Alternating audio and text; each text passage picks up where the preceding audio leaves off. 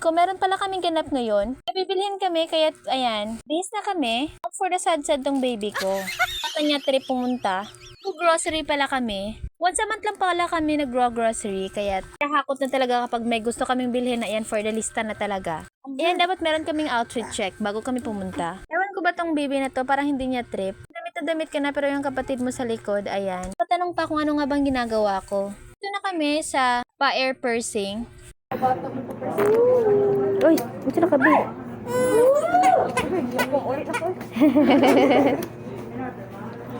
Pagwapa man na, pagwapa.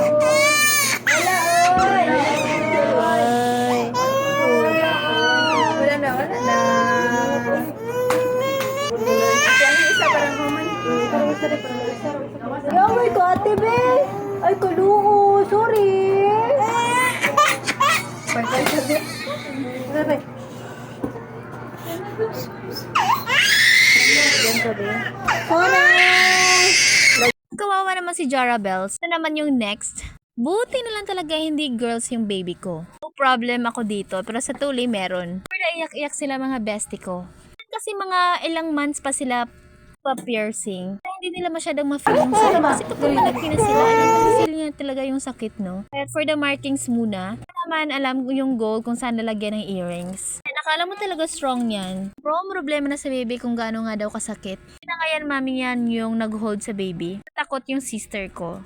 Ganyan talaga mga bebes ko. Nandito na yung father niya para ma-assist naman siya. Bang-bang na kaya go. Oh, wala. Oy! Walang tingin. Sorry, big girl. Oy! Ay! Wala ay. Ito, mga labis na. Ay! Hila ka yung sa Atolo! Ayan, pretty na kayo mga langga. For the tiis, ganda mo na kayo ngayon. Lalo pala guys, bago ko na-upload. And so far, okay naman yung mga piercing nila ngayon. 20 pesos pala each yung nabayaran nila. And sa mga mamis dyan na merong girlies, ayan, humanda kayo sa ganitong stage. Nakakaawa, pero for the go na lang. Nawakan na pala siya ng father niya. For the iyak pa rin. Bye!